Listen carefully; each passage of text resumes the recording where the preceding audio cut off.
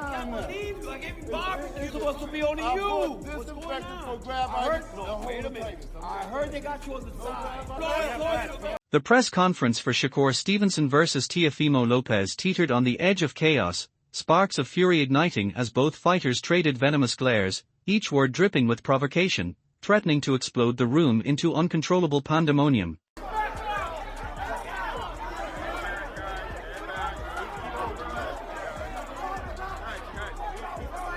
Stevenson has repeatedly insisted that Lopez is merely performing, crafting a facade to mask deep-seated doubts, a veneer of confidence that Stevenson claims he can pierce effortlessly. He insists Lopez is desperate to appear untouchable, a manufactured tough guy, yet in reality, Stevenson argues, his opponent has never truly broken anyone's spirit within the ropes.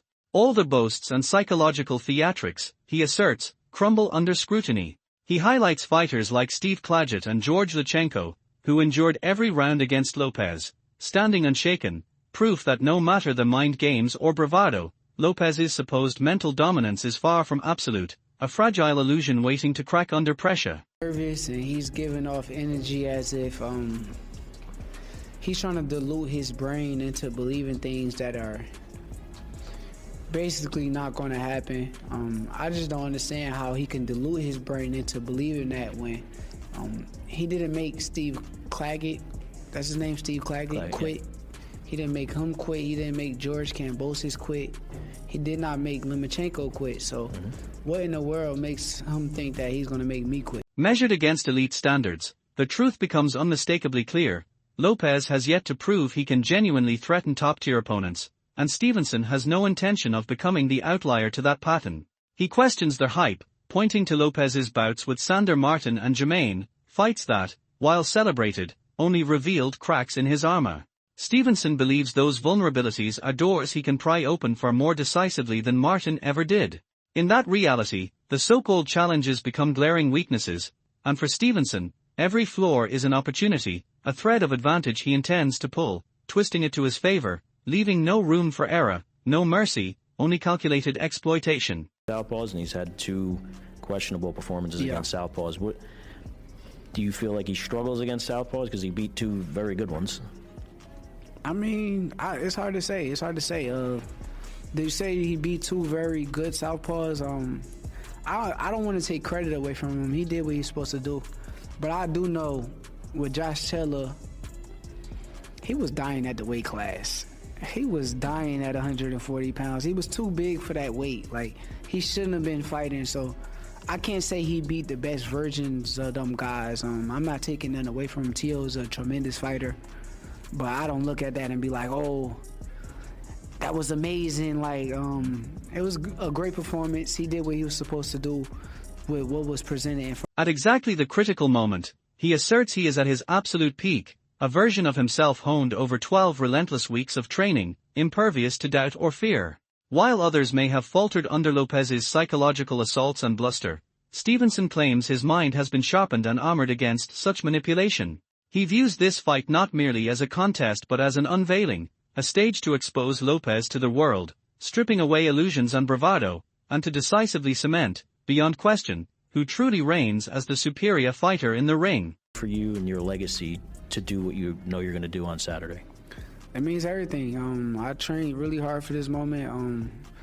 Blood, sweat, tears is all on this, and I had a hard training camp, 12 weeks, and I'm just ready to show who I am. Even as Stevenson dismissed any notions of friendship or mutual respect, Lopez interpreted every attempt at cordiality during fight week as calculated maneuvers designed to crack his guard. He refuses to accept any contrived gestures of goodwill, insisting that their connection exists solely within the confines of the scheduled bout. The champion draws an unmistakable line between Stevenson and the elite opposition he faced in Lomachenko, holding the Ukrainian legend in far higher regard, as a consummate fighter with a record that eclipses all of Stevenson's achievements.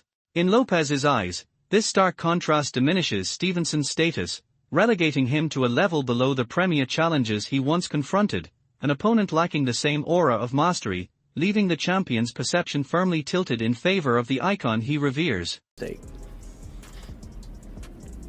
Not the fight. My career. Far different, guys. Way different. That's a different type of ball game. But I wouldn't be in this position if God Almighty didn't believe I could do it. Why do you feel your career is at stake? Being that you're 28 and... Nah, it's just what it is. Just what it is, B. Just what it is. The bout carries distinct, high-stakes implications for each fighter.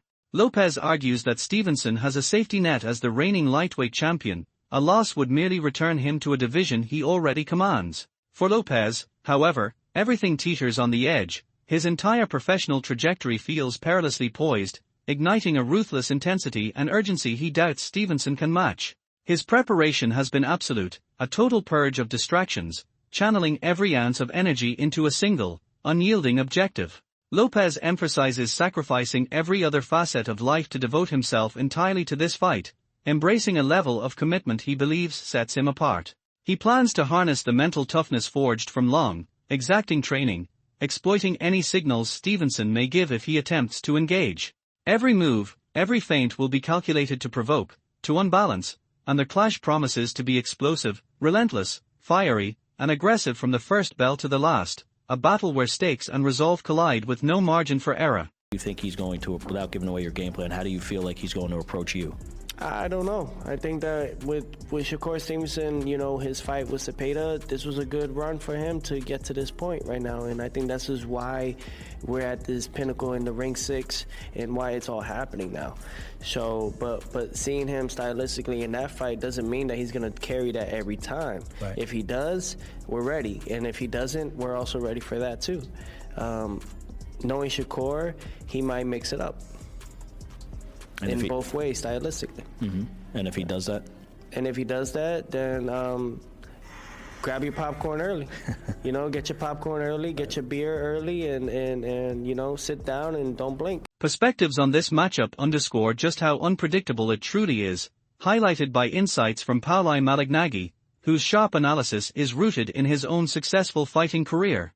While he leans slightly toward Stevenson and acknowledges the peril Lopez presents when cornered, Malignaggi pinpoints a striking pattern in Lopez's history. He thrives when doubted and falters when he is expected to dominate. His record shows a fighter who, when counted out against elite opponents, delivers astonishing performances that defy all predictions, often leaving skeptics stunned.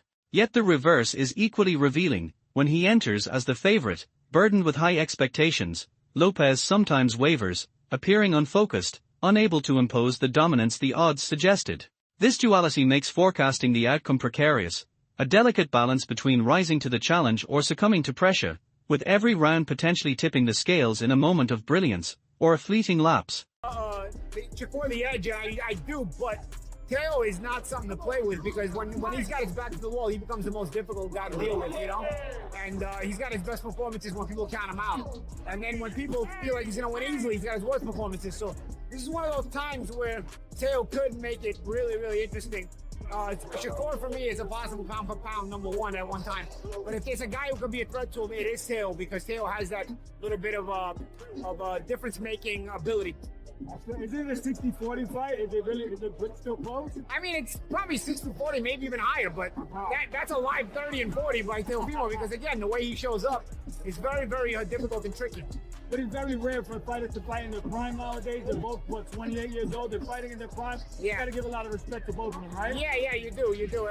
And that's the problem. You don't see a lot of fights happening in the guys' primes. They milk the money and stuff like that. That's why I give these two guys credit. Junior offers the perspective of a legendary 4-division champion, asserting that Lopez cannot rely on simply outboxing Stevenson from a distance, a strategy he warns is a near-certain path to defeat given Stevenson's lightning-fast hands and flawless defensive prowess.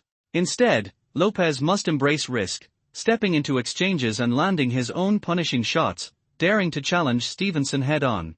The fight, he contends, will come down less to technique and more to sheer determination, whose resolve is unbreakable, whose courage endures the relentless physical punishment each round will demand, and who can seize the moment when the battle teeters on the knife edge between triumph and collapse. How does SHAKUR beat Teo and vice versa? Stylistically, how does Teo beat SHAKUR? Stylistically, Teo got to go in and go for broke. He got to go gamble, he got to take some, get some, and that's just the only way to win. He stays outside and boxes, SHAKUR going to pick him apart. SHAKUR's a polished boxer with some of the best speed in the game right now. And he's a defensive-minded fighter, which is very smart. It's hard to hit him. He makes you gamble to hit him, and he's going to be a tough one to deal with. But if Teofimo is willing to gamble to... Valdez shares hard-earned wisdom drawn from personal experience in the ring.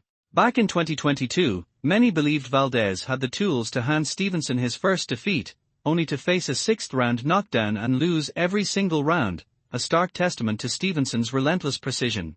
That encounter revealed the unique frustration Stevenson inflicts on opponents, a psychological pressure that can derail even the most prepared fighter.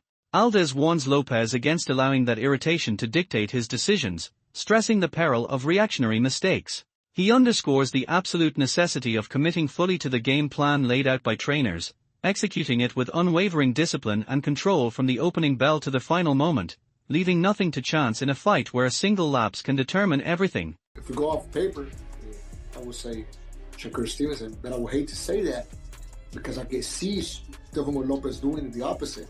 And then it's going to be like, I thought, Oscar Valdez thought Shakur was going to win and Teofimo won. He was like, no. I think Teofimo Lopez, it's a 50-50 fight in my opinion. Because, Teofimo has been proving it before. And I gotta emphasize this, if someone can pull it off, it's definitely Teofimo Lopez. If Teofimo Lopez doesn't do it, I don't see who's gonna be Shakur Stevenson. I don't see another fighter who will beat him. I know I said Pitbull, I think because I gave Pitbull came with some problems, but I wouldn't see no one else beating him unless Shakur Stevenson goes to 147, and then he's obligated to have some competition with I don't know, Ben Conner and all the other welterweights who are. Tan Davis, scheduled to face Ortiz on the undercard, predicts Stevenson will overcome Lopez with relative ease. He emphasizes that Stevenson's defining edge lies in his extraordinary ring intelligence, a level of mental acuity and strategic insight far beyond that of typical fighters. Davis believes Stevenson's meticulous preparation will overwhelm Lopez, noting that he has studied every nuance of his opponent's style and crafted exact countermeasures. This deep analysis, Davis suggests, allows Stevenson to stay multiple steps ahead, anticipating attacks before they manifest and positioning himself perfectly to neutralize threats.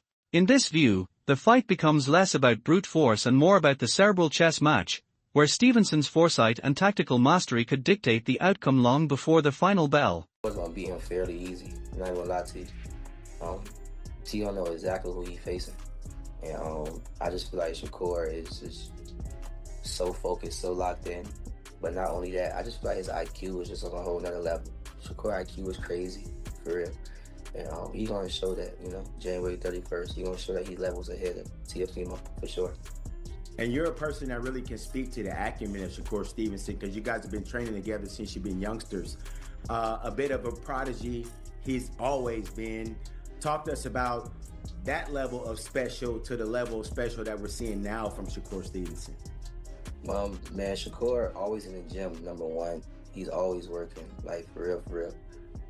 Me and Shakur talk about this sport all the time, and he always say how much he loves this sport. And I'm like, shit, I wish I loved this sport how much you loved it, because shit, I don't really give a damn. Like, I just like fighting for real. But Shakur really loves boxing, like he really loves boxing, you know what I'm saying? So, like, Shakur, like, he remind me of, like, Muhammad Ali. Like, you gotta kill Shakur for him to lose in that ring.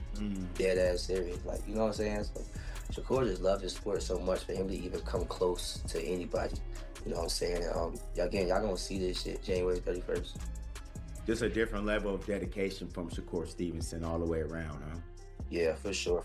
He's different, bro, and I'm glad I got a chance to even watch him. Like, I'm blessed to be around him, just to see just the work ethic that he had since he was a kid up until now. He still has it. You know what I'm saying? So it's just a blessing for me just to be around and see. Takeover provides a more nuanced take, suggesting that Lopez's optimal approach hinges on embracing his daring style and high-risk tactics. He notes that Lopez lacks a rigid, predictable pattern, instead adapting fluidly to the shifting demands of each moment. This unpredictability, combined with genuine bravery, could, in theory, unsettle even a fighter of Stevenson's caliber.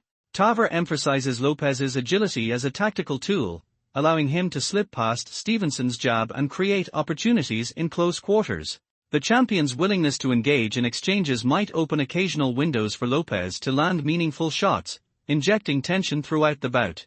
Still, Takeover casts doubt on Lopez's prospects of winning by decision, implying that only a stoppage would secure him victory, underscoring the razor-thin margin and high stakes inherent in every maneuver he attempts. Chance he got is to really be his ultra self, you know, doing all the things that makes him Teofimo Lopez. The footwork could be a major advantage for him.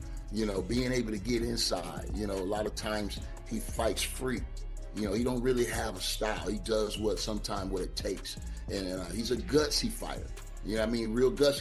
He's not going to be leery to take chances. He's a gambler in there. You know what I'm saying? So he's a live underdog, I would say. A live underdog. Attendees at the opening press briefing predicted an intense, grueling clash, yet the consensus subtly favored Stevenson. The reigning multi-division champion and undisputed heavyweight king acknowledged Lopez's impressive physicality and credentials, but ultimately viewed Stevenson as the more complete fighter. Shields emphasized Stevenson's expansive skill set, strategic intelligence, explosive power, and mental acuity, qualities that consistently outstrip his opponents. She insisted that no matter what intricate plans Lopez and his team devised, Stevenson would have already anticipated each maneuver, preparing precise counters with meticulous care, ensuring he remains several steps ahead and in full control throughout every potential twist of the bout. It's going to be a very competitive fight. I think that Teo is very athletic. He's very experienced. But Shakur is the man. Shakur is hard to beat. He's skilled. Shakur is skilled. Shakur, man, the dude got power. He can fight any style. He's a thinker. He's 5 steps ahead of you. Whatever you think you're going to do, Shakur 5 steps ahead of you. So I look forward to seeing this fight. I think it's going to be good, but I feel like Shakur is going to come out on top. He's going to win. And hopefully Teo don't have his hands down and he get caught slipping because Shakur has been showing some power. Is this like a Ray Leonard, Tommy Hearns type of fight? This is this era's Ray Leonard, Tommy Hearns? We got 2 slick fighters. No.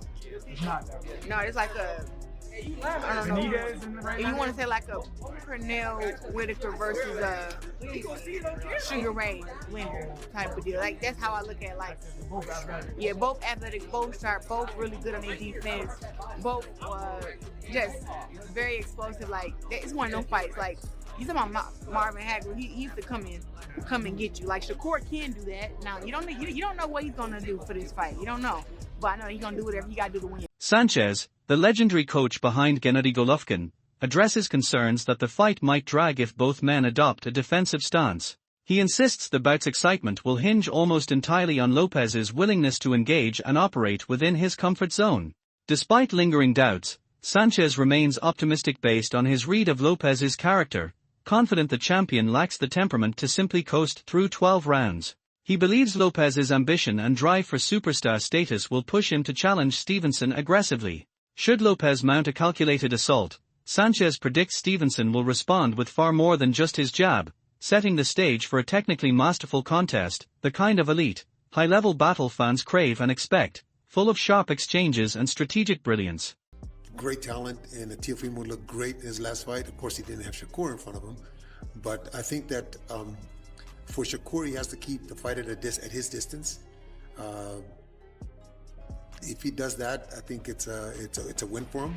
Teofimo, he's more, he wants to draw you and he wants to counter punch. He's gonna have to be a different guy this time. He's gonna have to attack. He's gonna have to be leading the fight, or else it's gonna be a boring fight. I don't think it'll be a boring fight, but if he sits back and waits for Shakur's gonna wait for him, then it's not gonna be exciting. But I think Teofimo will attack. I think Teofimo has to attack. I think Teofimo has to do what Zepeda did, except for Teofimo was a lot more talented than Zepeda was. So I think that I honestly, I see a draw. I don't know why I see a draw, but I just see them both having great rounds and giving us the kind of fight that I think the public is looking for. He wraps up his expert breakdown on YouTube, ultimately siding with Stevenson while acknowledging Lopez's formidable physical gifts. The division title holder praises Stevenson's exceptional ability to implement strategies and neutralize opponents' strengths through precise positioning and impenetrable defense. Bradley depicts Stevenson as a fighter who methodically frustrates adversaries, dismantling their offensive weapons while controlling the tempo of each round with ruthless consistency. He expresses keen interest in observing how Lopez adapts against a combatant of such capability, noting that Stevenson's strategic brilliance and tactical dominance are likely to be the decisive factors that determine the outcome of the bout. More so, I would say he's fast, you know, explosive, and got that punching power, you know, to hurt you, you know, he can sting you. Whereas Shakur is more so like, I would say quick thinker, very decisive fighter, you know what I mean? With his movements, decisive with, you know, all his movements, everything he does inside the ring, there's always like a purpose to it. You know, he's always in the right position, you know, to avoid a shot or to land a punch as well, you know. And one of the things that I think is going to be a key thing in the fight, you know, if they were to fight, is how laser focused Shakur is, man. Shakur is one of those guys that can stay focused all night, you know, and not fall asleep. This genuine fascination reverberates throughout the boxing world, capturing the attention of fans and analysts alike, as every move, feint, and countermove between Stevenson and Lopez is dissected with intense scrutiny, highlighting the high-stakes drama and strategic depth that make this matchup a compelling spectacle beyond mere physical confrontation.